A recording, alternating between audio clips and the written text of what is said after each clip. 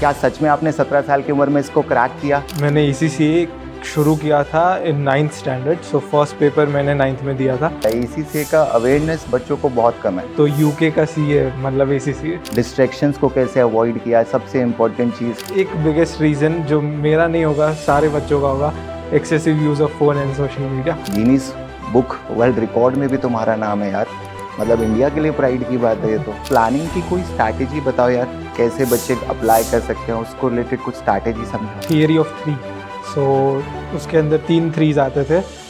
3 months before the exam, 3 days before the exam and 3 hours of the exam. और ये सारा follow करने के कारण उसके अंदर मेरा जो रैंक आया ऑल इंडिया रैंक 2, वो उसके कारण आया था। दोस्तों आज हमारे साथ है यंगेस्ट ACCA एफिलिएट जिन्होंने ACCA 17 साल की उम्र में कंप्लीट किया।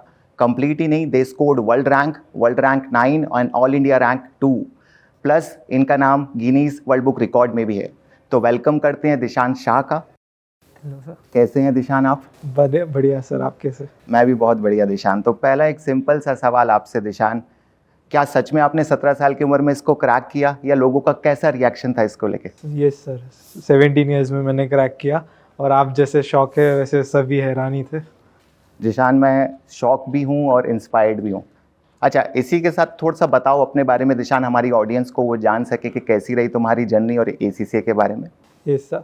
सो सर मैं अभी 19 years का हूँ और I have been born and brought up in India, Ahmedabad, और गुजराती हूँ बाय कल्चर। एंड मैंने ACCA शुरू किया था in 9th standard, so first paper मैंने 9th में दिया था और उसके लिए प्रिपरेशन मैंने 8th से शुरू कर दी थी। सो वहाँ से मेरा जर्नी शुरू हुआ है एंड मैं मिड 12th में था तब मेरा लास्ट पेपर था ACCA का, जो मैंने ख़त्म किया और मैं यंगेस्ट ACCA एफिलिएट बन गया। उसके बाद मैंने 12th की एग्ज़ाम दी। तो 12th में आपने ACCA कंप्लीट कर लिया दिशान, तो जिस टाइम पे बच्चे स्टार्ट करते हैं उस टाइम तो कंप्लीट करके बैठे हो। तो यू स्टार्टेड इन 9th इटसेल्फ? Yes sir. सो उसके लिए there is a special route जो आप फॉलो कर सकते हैं अगर आपको 12th से पहले कभी भी शुरू करना है, जिसको बोलते हैं FIA रूट, फाउंडेशंस इन अकाउंटेंसी, जिसके अंदर आपको 3 एक्स्ट्रा पेपर देने होते हैं। जो 3 पेपर जो फर्स्ट 3 पेपर्स है वही है, सो सिर्फ नाम अलग है लेकिन ओवरऑल 13 पेपर्स ही देने हैं आपको अगर आप 12th से पहले शुरू करना चाहते हो।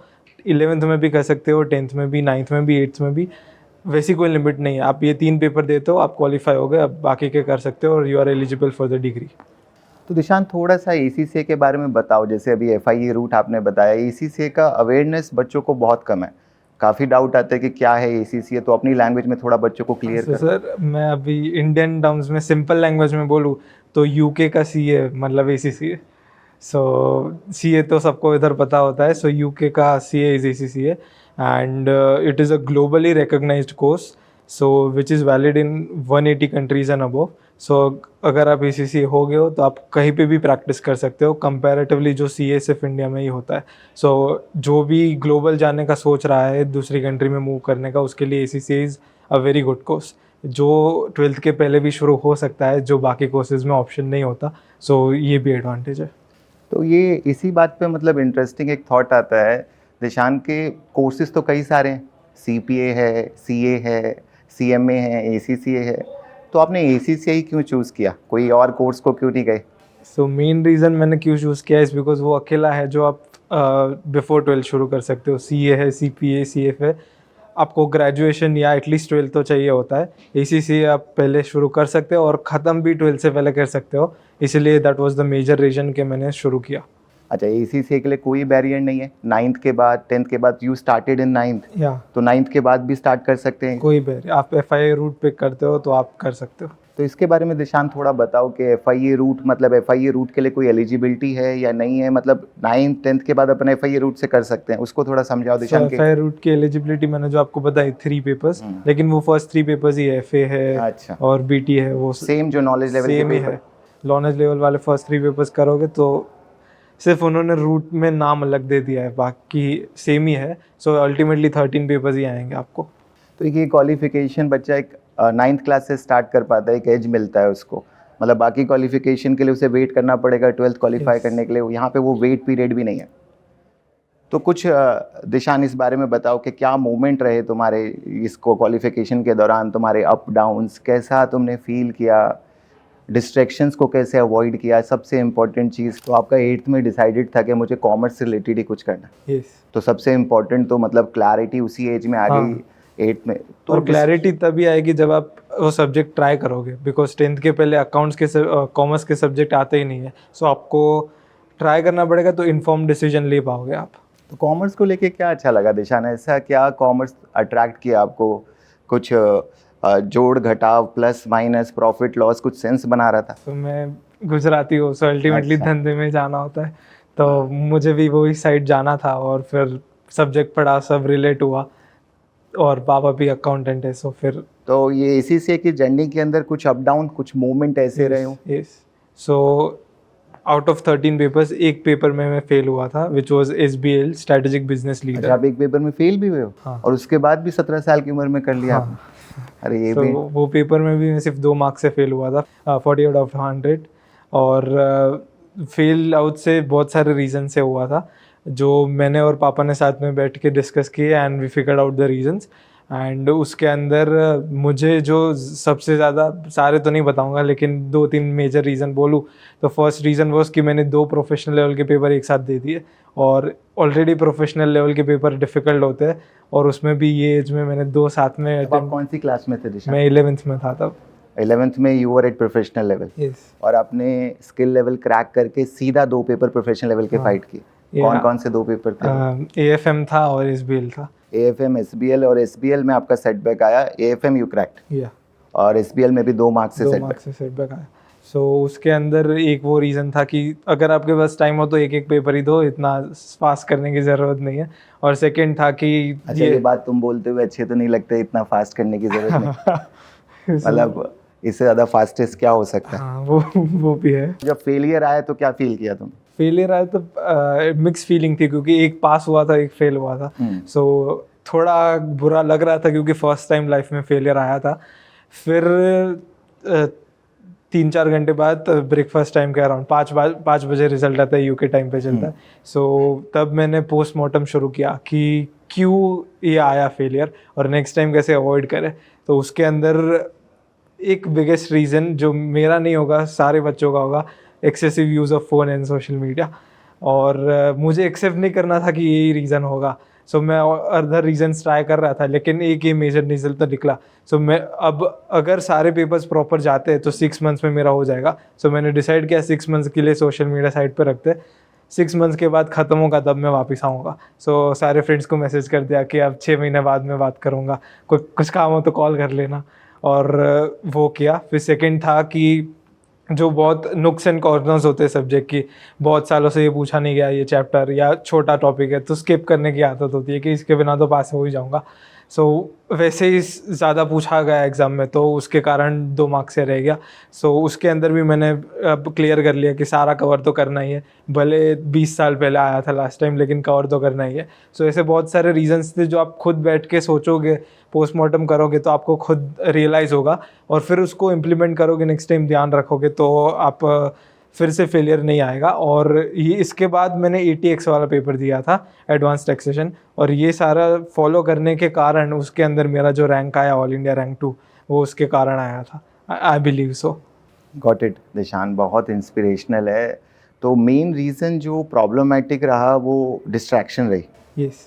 तो डिस्ट्रैक्टेड तुम थे रियल में, मतलब सोशल मीडिया और फ़ोन? सो डेफिनेटली ये एज ही वैसी है कि डिस्ट्रैक्शन तो आएगा ही, फ्रेंड्स के साथ, स्कूल में, हर जगह पे आने वाला है।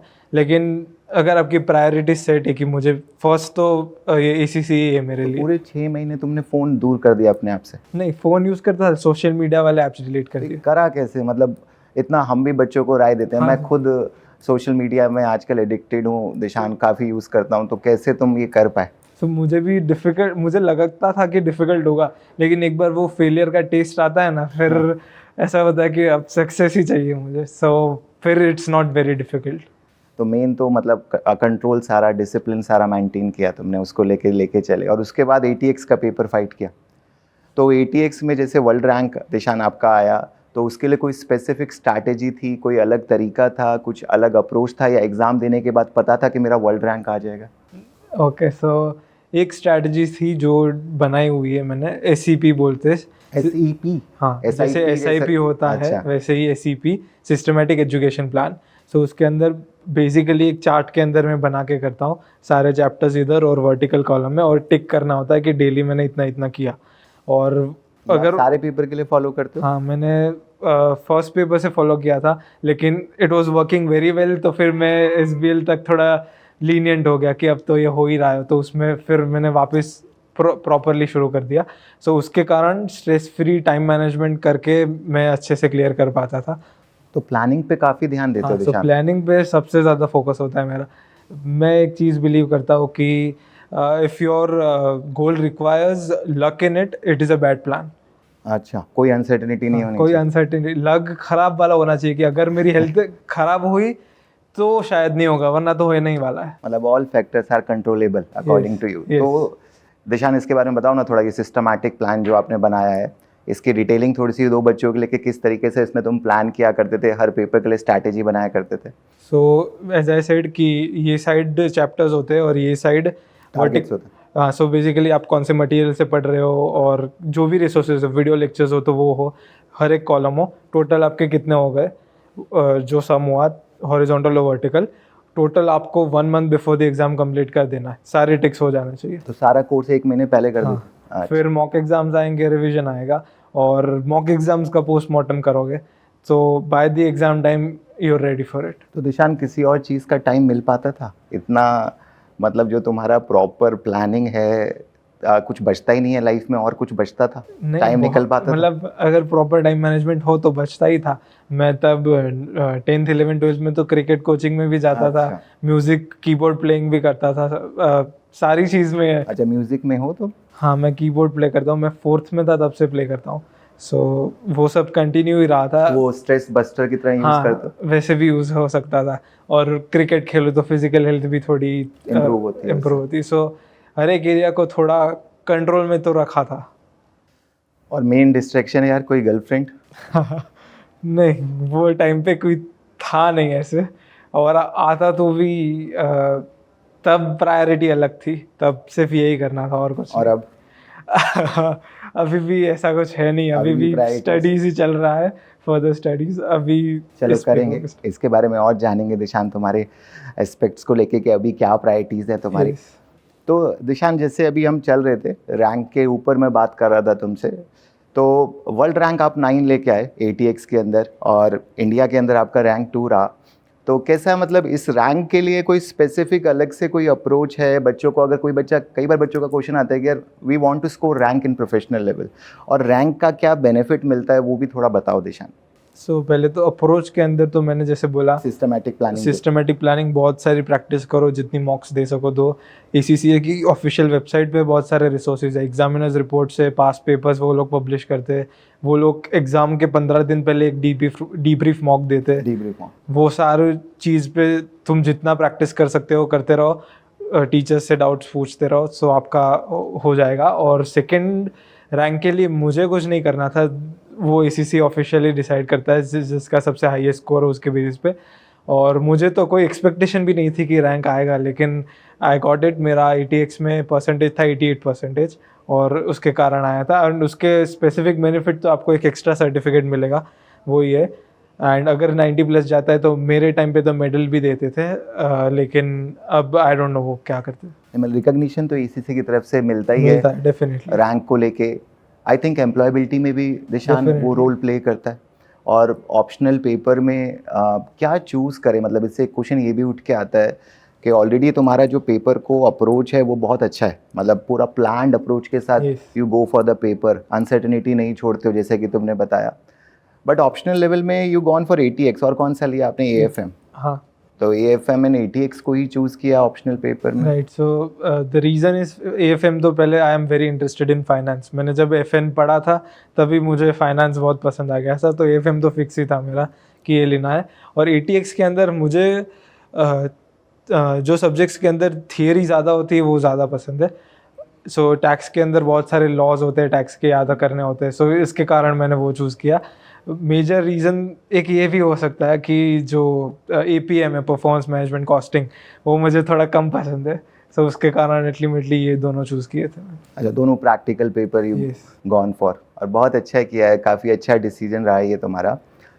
अच्छा, स्कूल भी तुम साथ साथ कर रहे थे, या पढ़ाई साथ साथ चल रही है, ACCA भी तुम कर रहे हो, स्कूल भी साथ साथ, तो ये मैनेजेबल है दोनों चीज़ दिशान? मतलब मेरे लिए तो बच्चा सबसे पहले यही पूछता है कि सर मैं मैनेज कैसे करूँगा स्कूल में भी, and I got to know कि आपने स्कूल में भी बहुत अच्छा परफॉर्म किया है, you scored more than 85% in 11th and 12th। दिशान, तो दोनों चीज़ों को मैनेज कैसे कर रहे थे? कुछ ओवरलैपिंग थी या कैसे था? सो फिर से मैं इसके अंदर यही कहूँगा, स्कूल में भी मैं SEP फॉलो करता था। सो एक सिस्टमेटिक अप्रोच होगा आपका तो हो ही जाएगा।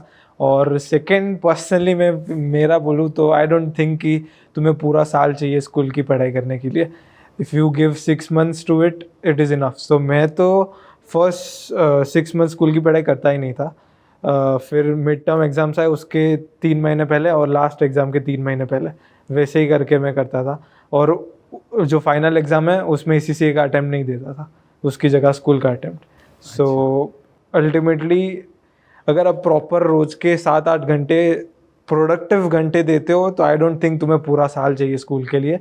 It can be done in a short term time, और जो एक्स्ट्रा टाइम बचता है उससे आप इसमें से कुछ भी कोई ऑप्शन ले सकते हो। फिर भी दिशान, स्कूल तो जाना ही पड़ता होगा यार, मतलब आप डेली स्कूल जाते होगे, वहाँ से आते होगे, कोई क्लासेस ले रहे थे आप स्कूल के लिए, कुछ पढ़ रहे थे अलग से अकाउंट्स के लिए, किसी सब्जेक्ट के लिए कोई क्लासेस लेने की ज़रूरत पड़ रही थी स्कूल के लिए, या मैनेज हो रहा था? नहीं, मैं अगर ज़रूरत पड़ती थी तो मैं towards the end of the exam 1-2 महीने सिर्फ जो कॉन्सेप्ट्स में प्रॉब्लम आ रहा है उसके लिए लेता था, बाकी आई डोंट थिंक ज़रूरत पड़ती थी। 11-12 में तो इकोनॉमिक्स, अकाउंटिंग वो सब आता था, वो ऑलरेडी ACCA में मैंने देख लिया, कवर हो जाता था। So it was very much the same. जो प्रॉब्लम मुझे आता था वो उसकी वो रिटन एग्जाम है, और ACCA में एक्सेल वर्ड पे सब आता है। सो मेरी राइटिंग प्रैक्टिस बिल्कुल नहीं थी, सो मुझे बहुत सारे मॉक पेपर्स देने पड़े, 3 घंटे में पेपर ख़त्म हो उसके लिए। अदरवाइज ACCA में अपना सब पढ़ लिया है, अकाउंटिंग है, BA है सब, so it was very comparatively easier for me. तो स्कूल के बाद क्या रहता था? जैसे आप स्कूल से आए, ACCA की पढ़ाई को कब टाइम देते थे दिशान? तो मेनली डेली पढ़ते थे या कोई फिक्स डेज पे, वीकेंड पे पढ़ाई किया नहीं था? नहीं, डेली पढ़ता था। सो स्कूल से आके फिर ACCA का जो ट्यूशन होता था वो होता था, शाम को आके फिर शाम से रात तक मैं ACCA का पढ़ता पढ़ाई करते थे पूरा का पूरा। तो स्कूल में जैसे कई बार आपने आसपास बताया होगा अपने नेबर्स को, फैमिली को, कई बार लोग ACCA को अंडर एस्टिमेट भी करते हैं दिशान। Yes. तो ऐसी नेगेटिविटी तुम्हें भी फेस करने को मिली कि क्यों कर रहे हो ऐसा कोर्स, ACCA वर्थ है कि नहीं, तो वो कैसे टैकल करा? क्यों कर रहे हो? क्योंकि लोगों को उसकी क्रेडिबिलिटी अभी इंडिया में बहुत Awareness. पता नहीं है, अवेयरनेस नहीं है। और सेकंड में इतना यंग था तो बोल रहे थे कि अभी खेलने कूदने की उम्र है तो अभी क्यों ये सब कर रहे हो, लेकिन फिर ख़त्म हुआ, फिर वही बोल रहे थे, हमें भी बोला तो हम भी कर लेते। सो आई थिंक अवेयरनेस वो है नहीं जो जनरेट हो रही है धीरे धीरे, एंड होगी भी। सो मैं तो यही बोलूँगा कि जब तुम ग्लोबल कॉन्टेक्स्ट में देखते हो तो ACCA तुम ऑलमोस्ट हर एक कंट्री में प्रैक्टिस कर सकते हो। इवन इन इंडिया भले तुम ऑडिट नहीं कर सकते लेकिन अकाउंटिंग कर सकते हो, कॉर्पोरेट फाइनेंस में जा सकते हो, टैक्सेशन में जा सकते हो, वो सारी फील्ड्स ओपन है आपके लिए। एंड बिग 4 में से और अदर ग्लोबल कॉन्ग्लोमरेट्स में से बहुत ज़्यादा हायरिंग होता है। I know many friends and people who used to study with me, वो सब वहाँ पे ही वर्क कर रहे हैं। सो उसकी इन अ ग्लोबल कॉन्टेक्स्ट बहुत सारी क्रेडिबिलिटी है। जैसे जैसे अवेयरनेस आएगी लोकल लेवल पे भी वो क्रेडिबिलिटी बिल्ड होती जाएगी। टोटली करेक्ट है दिशान, इस पर totally I agree with you. Awareness के लेवल पे भी काफ़ी इम्प्रूवमेंट आया है और एम्प्लॉयबिलिटी के लेवल पे भी काफ़ी Definitely. इम्प्रूवमेंट आया है। स्टूडेंट्स आज की डेट में बिग 4 में ही नहीं, टॉप MNC सारी हायर कर रही हैं ACCA स्टूडेंट्स को with a very good package. तो ये जो अर्ली स्टार्ट मिला दिशान, तो इसका कुछ बेनिफिट उठाया तुमने? जैसे अभी 17-18 साल की उम्र में आपने ACCA पूरा कंप्लीट कर लिया, तो इसके बाद कुछ और भी प्लान किया, अभी कुछ और भी कर रहे हो, अभी क्या चल रहा है? सो उसके बाद ACCA की 2 यूनिवर्सिटी के साथ टाई अप है। एक है ऑक्सफोर्ड ब्रुक्स यूनिवर्सिटी और सेकंड है यूनिवर्सिटी ऑफ लंदन। सो आप 9 पेपर कंप्लीट करते हो, उसके बाद आपको ऑक्सफोर्ड ब्रुक्स से बैचलर्स इन अप्लाइड अकाउंटिंग का कोर्स का। यहाँ पे दिशान थोड़ा सा इंटरप्ट करना चाहूँगा आपको। Yes.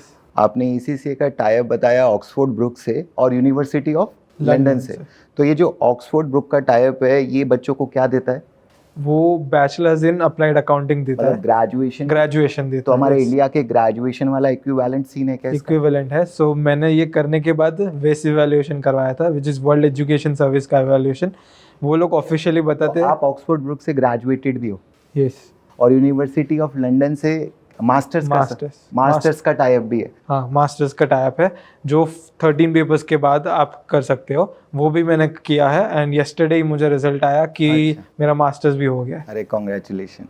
क्या चीज़ नहीं हुआ है दिशान तुम्हारा इस टाइम पे? सारी चीज़ें तो आप ग्रेजुएटेड हो ऑक्सफोर्ड ब्रुक से और मास्टर्स भी कर चुके हो यूनिवर्सिटी या, ऑफ लंदन से। उसके अंदर मैं कैंडिडेट्स को एक चीज़ बताना चाहूँगा कि ऑक्सफोर्ड ब्रुक्स वाला मई 26 तक ही वैलिड है, ACCA का वो ख़त्म हो रहा है, लेकिन उन्होंने alternative bachelors from university of London add कर दिया है। सो अल्टीमेटली आपने 9 पेपर्स कंप्लीट किए, you can enrol for bachelors जो ग्रेजुएशन है from university of London, and second है 13 पेपर्स पे मास्टर पे एनरोल कर सकते हो। सो तुम्हारा डायरेक्टली बैचलर और मास्टर ख़त्म हो रहा है। Bachelor it took me 6 months, master 1 year। सो जो नॉर्मल होता है 3 साल 4 का बैचलर, उसकी जगह तुम्हारा 6 महीने में हो रहा है। तो ये जो ग्रेजुएशन है दिशान ऑक्सफोर्ड यूनिवर्सिटी से करने के लिए, इसके लिए कोई एलिजिबिलिटी है क्या? ACCA में कितने पेपर क्लियर होने चाहिए क्या? और बच्चा अगर ये ग्रेजुएशन करता है तो फिर यूनिवर्सिटी ऑफ लंदन से मास्टर्स भी कर सकता है? राइट, सो नहीं 9 पेपर्स क्लियर हुए तो ग्रेजुएशन ऑक्सफोर्ड ब्रुक्स वाला, 13 पेपर्स क्लियर किए तो मास्टर्स वाला। अच्छा, मास्टर्स के लिए 13 पेपर का एलिजिबिलिटी। लेकिन अपने अगर बैचलर्स नहीं किया तो भी आप मास्टर्स तो कर ही सकते हो डायरेक्टली। मतलब एलिजिबिलिटी directly- क्राइटेरिया सिर्फ पेपर्स है, 9 पेपर पे है और 13 पेपर मतलब पे है। मोटा मोटा यही बात हो गया कि अगर कोई ग्रेजुएशन नहीं भी करता बट ACCA कंप्लीट कर लेता है तो भी मास्टर्स कर Masters सकता है कर सकता है। यूनिवर्सिटी ऑफ लंदन से। यस, तो ये जो ऑक्सफोर्ड ब्रुक्स की जो ये ग्रेजुएशन मिलती है ACCA के थ्रू, मतलब ACCA अगर कर रहे हो तभी ये ग्रेजुएशन मिलेगी? राइट। तो इसका specifically out of India recognition है? मतलब इस ग्रेजुएशन का कोई फ़ायदा होता है? डेफिनेटली, सो ग्रेजुएशन का फ़ायदा तो होएगा ही, और Oxford brooks in UK top 50 universities में आती है और यूनिवर्सिटी ऑफ लंदन टॉप 25 में आती है। So it is a very recognised university जहाँ की डिग्री भी वैल्यूएबल है, एंड आपको डेफिनेटली बेनिफिट होगा out of India and within India too. अच्छा, तो इसको जैसे अभी मई 2026 में ये एंड भी हो रही है दिशान, तो आई थिंक ऑडियंस को हम ये भी बता दें कि इसको रिप्लेस अपन कर रहे हैं ACCA वाले इसको, तो उसके बारे में भी बता दो ज़रा ऑडियंस। सो वो रिप्लेस हो रहा है from bachelors in professional accountancy from university of London से। अच्छा, तो पहले यूनिवर्सिटी ऑफ लंदन से हम सिर्फ मास्टर्स कर सकते थे, अब ब्रुकफोर्ड की जगह यहाँ से भी बैचलर्स कर पाएंगे, दोनों बैचलर्स और चीज़ों का। मास्टर्स दोनों यूनिवर्सिटी ऑफ लंदन। तो बड़ा इंटरेस्टिंग नॉलेज दिशान ये तुमने शेयर किया यार, ये काफ़ी अवेयरनेस बच्चों को नहीं होता है। ग्रेजुएशन के ऑप्शन भी ACCA के साथ अवेलेबल हो जाते हैं। It's a very good thing to know for our audience. तो अभी क्या रहता है तुम्हारा, मतलब लाइफ में एंजॉय, जैसे अगर मान लो तुम्हारी लाइफ से मैं पढ़ाई हटा दूँ, पढ़ाई को ख़त्म करते हैं, हो गई चलो ठीक है, ओवर हो गई, या मस्ती हो गई, काम हो गया, तो क्या करोगे? सो मैं पहले तो जो ऑलरेडी कर रहा हूँ वो तो करूँगा ही, जैसे कीबोर्ड प्ले करना है, फिर फ्रेंड्स के साथ once in a while hang out करना है। Once in a while? Once in a while मतलब वंस इन एवरी 20-30 डेज से यार, वंस इन अ वाइल तो वंस इन अ वाइल तो आप क्या डेली मिलने की बात करो? अब तो अभी भी once in a while? Daily तो फिर क्या ही बात होगी। अच्छा, नाइट आउट किया हाँ, दोस्तों? नाइट आउट तो करता हूँ। लास्ट कब नाइट आउट किया था? लास्ट आई थिंक 2 महीने पहले। 2 महीने पहले। तो क्या करते हो तुम लोग, मतलब मोस्टली तुम दोस्तों के साथ मिलके क्या पढ़ाई की बातें करते हो? नहीं, पढ़ाई की बातें होती ही नहीं है। घूमने फिरने जाते हैं, कहीं पे बाहर खाने जाते हैं, लेट नाइट तक घूमते हैं, जो सब बाकी सब करते हैं वही करते हैं। लेटेस्ट मूवीज कौन सी देखी तुमने दिशा? थिएटर में लेटेस्ट मूवी मैंने वो देखी, केसरी 2 देखी। केसरी 2। हाँ।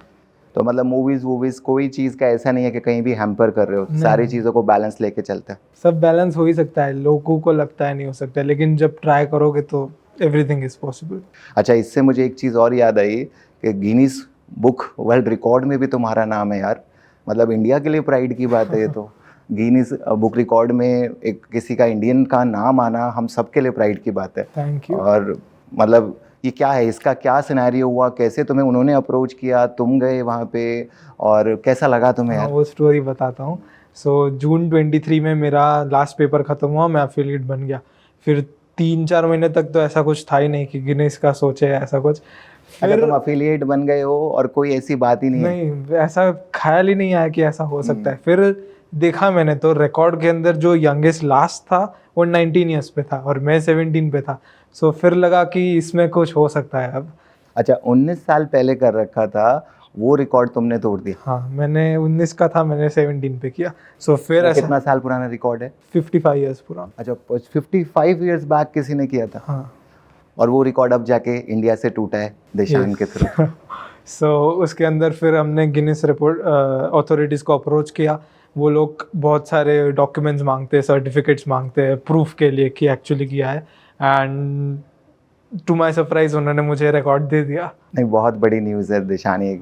और जैसे ये रिकॉर्ड मिला, उस रिकग्निशन को मिला, तो कैसा रिएक्शन था सबका?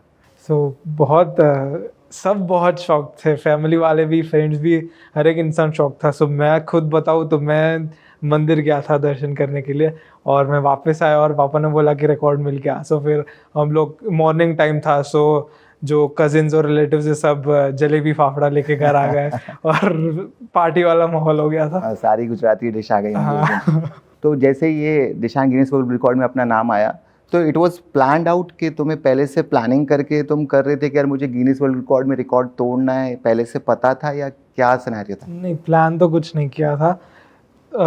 ऐसा सोचा भी नहीं था कि इसमें आएगा कभी नाम। मतलब तुम्हें होने के बाद तुम्हें लगा, पता चला कि मैंने रिकॉर्ड तोड़ दिया? हाँ, इस होने के तरीके से बाद। तुम प्लान नहीं कर रहे थे कि मेरे को रिकॉर्ड तोड़ना है? नहीं नहीं, होने के बाद पता चला, अप्लाई किया, और तो अब तो ये रिकॉर्ड मेरे ख्याल से टूट ही नहीं सकता। नहीं, आई मीन कोई व्यूअर देख रहा हो और उसको अंदर से इंस्पिरेशन आया और वो मेरे से भी पहले कर सकता है, तो इससे भी जल्दी हो सकता है। आई मीन मैं जो एक पेपर फेल हुआ था वो पास कर लेता हूँ। अच्छा दिशान, इसमें एक चीज़ ये भी बताओ यार, तुमने सारे पेपर एक एक करके दिए हैं या दो दो पेपर भी दिए बीच में? हाँ, सो जैसे exactly you started not even in 10th, 9th में ही शुरू कर दिया आपने। 9th में आप 14 साल की उम्र में हो गए मेरे ख्याल से, तो 14 साल की उम्र में तुमने स्टार्ट किया। तो सबसे पहले पेपर, मतलब कैसे कैसे तुमने पेपर दिए, वो थोड़ा सा डिटेलिंग बताना। टोटल 13 पेपर है, हमारी ऑडियंस को पता है, बट कैसे कैसे गए और कौन सा पेपर क्या देना है, वो भी तुम्हारा कुछ स्ट्रैटेजी था उसको लेके भी? सो पहला पेपर मैंने FA दिया था, फाउंडेशन फाइनेंशियल अकाउंटेंसी, और उसके अंदर मेरा 89% आया था। सो तब थोड़ा कॉन्फिडेंस भी आ गया कि हाँ मैं कर सकता हूँ। उसके बाद I don't think sequence matter करता है, सिर्फ लेवल पूरा ख़त्म कर देना चाहिए। सो नॉलेज लेवल पकड़ा तो उसके तीनों तीन ख़त्म कर दो, स्किल के फिर बाकी सब सारे के सारे, और फिर तो नॉलेज लेवल में कितना टाइम लगाया तुमने? तीनों पेपर एक साथ दिए थे, अलग अलग दिए थे? नहीं, सो आई थिंक 3-3 महीने मैंने दिए थे मोस्टली। और तुमने जब 9th में अकाउंट्स का पेपर फाइट किया होगा, तो स्टार्ट करने के कितने दिनों में दे दिया? प्रिपरेशन करने के बाद, उसकी प्रिपरेशन तो मैंने 8 से शुरू कर दी थी। अच्छा, 8 से? 8th में मैंने 11th की बुक्स में से शुरू की पहले, फिर मैंने ACCA के मटेरियल से की। सो आई थिंक उसमें तो 1 साल लग गया होगा, 8 to 9th। अच्छा, फिर एक बार पता चल गया कि कर सकता हूँ, फिर थोड़ी स्पीड पकड़ ली, और आई थिंक 4-5 महीने लिए होंगे फर्स्ट नॉलेज लेवल के पेपर्स, दूसरे जो है उसके लिए। स्किल लेवल के अंदर फिर तो उनका 3-3 महीने में ही आता है अटेम्प्ट, वैसे हिसाब से किया। स्किल लेवल के लास्ट 2 पेपर मैंने एक साथ दिए थे, 2 पेपर।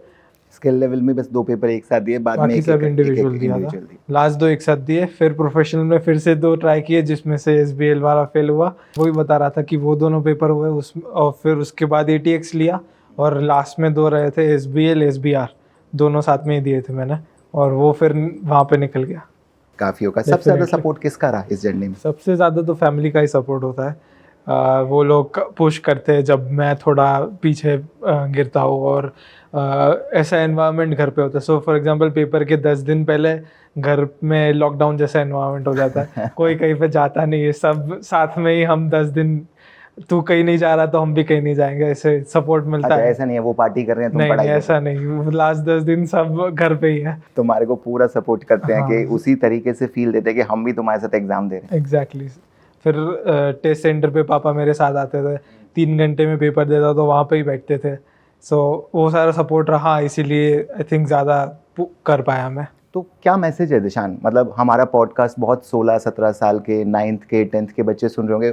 डेफिनेटली आपकी जर्नी मोटिवेट करती है, और आप बोलोगे तो वो सेंस बनाता है। एक बार दिशान उनके लिए कुछ बोलो। सो उनके लिए मैं ऐसा कहूँगा कि अगर आपने ऑलरेडी चूज़ नहीं किया साइंस कॉमर्स, तो पहले एक बार कॉमर्स के सब्जेक्ट थोड़े देख लो। घुसने की ज़रूरत नहीं है, लेकिन ओवरव्यू ले लो कि है क्या, और फिर इन्फॉर्म डिसीजन लो। ऐसा नहीं कि कॉमर्स ही ले लो, ACCA ले लो, साइंस पसंद है ज़्यादा तो वो साइड जाओ, लेकिन एक बार इन्फॉर्म डिसीजन लो। और अगर कॉमर्स साइड आना चाहते हो तो ACCA को डेफिनेटली कंसिडर करो, क्योंकि 12th कंप्लीट हो, उसके साथ एक डिग्री हाथ में हो, that gives a very big power, और दूसरों से काफ़ी आगे निकल जाते हो तुम। और वो वहाँ पे पहुँचे तब तक तुमने और ज़्यादा कुछ कर लिया होता है। सो तुम एक लेवल पे आगे निकल जाते हो, वो वहाँ पे पहुँच ही नहीं पाएंगे फिर कभी। सो आई वुड डेफिनेटली से कि कंसिडर करो यंग एज में, और अगर पसंद आए तो डेफिनेटली इसके अंदर जाओ।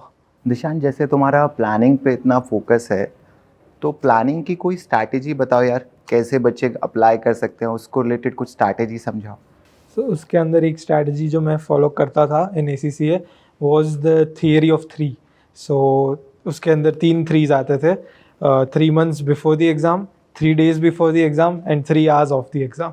ऐसे 3 थ्रीज आते थे। 3 months बिफोर द एग्ज़ाम आप शायद प्रिपरेशन शुरू कर रहे हो या थोड़ी बहुत ही की है अभी, सो उसके अंदर एक स्ट्रक्चर्ड मैनर में SCP फॉलो करके आप प्रिपरेशन, अगर शुरू से ही अच्छा बेस बन रहा है तो अल्टीमेटली अच्छा होगा। सो वहाँ से ही ध्यान रखना है बिफोर द 3 months।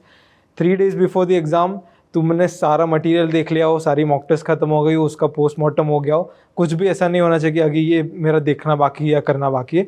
और 3 days बिफोर द एग्ज़ाम आपके पास कंटेंट रेडी होना चाहिए कि ये 3 दिन में मुझे इतना ही देखना है। यू पूरा तो आप देख नहीं सकने वाले हो, सो वो रिवीजन में कितना आना चाहिए लास्ट 3 days में, और वो भी रेलेवेंट होना चाहिए, वो आपके पास रेडी होना चाहिए। एंड लास्ट जो सबसे इम्पॉर्टेंट है 3 hours ऑफ द एग्ज़ाम, ये सारा अच्छा हो गया होगा लेकिन वहाँ पे प्रॉब्लम हुआ तो आप फेल ही हो। सो वो 3 hours प्रॉपर मैनेज करने चाहिए।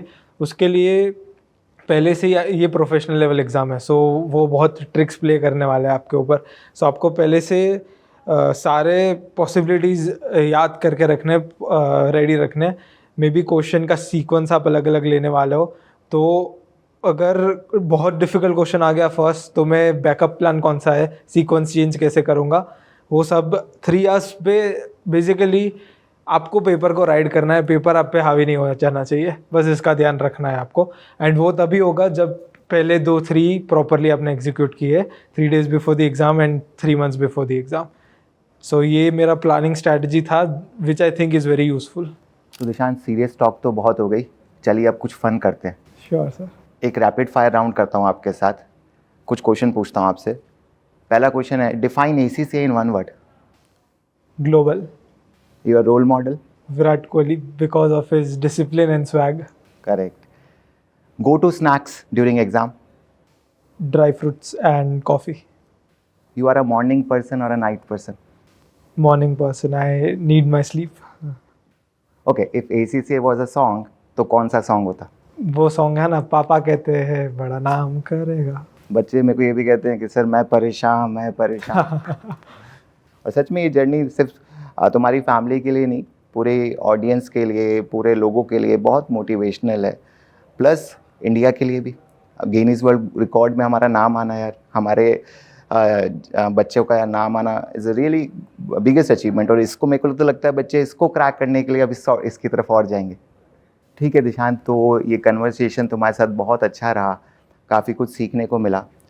इसके एंड में एक मैसेज बच्चों के लिए आपके मुंह से सुनना चाहेंगे कि बच्चे इस जर्नी को अगर स्टार्ट करना चाहते हैं, क्या प्लान आउट करना चाहते हैं, तो एक मैसेज उनके लिए देके जाओ दिशा। मैं इतना ही कहूँगा कि अगर मैंने किया है तो आप भी कर सकते हो। सो अगर आपको थोड़ा भी इंटरेस्ट हो तो जिसने किया है और जो भी करना चाहते हो उसके साथ रीच आउट करो, कनेक्ट करो, नॉलेज गेन करो, और फिर एक बार शुरू करोगे तो धीरे धीरे हो ही जाएगा। एंड ऐसा भी नहीं है कि मैंने 12th के पहले किया तो आपको भी करना है, थोड़ा ज़्यादा टाइम लगता है तो भी कोई प्रॉब्लम नहीं है।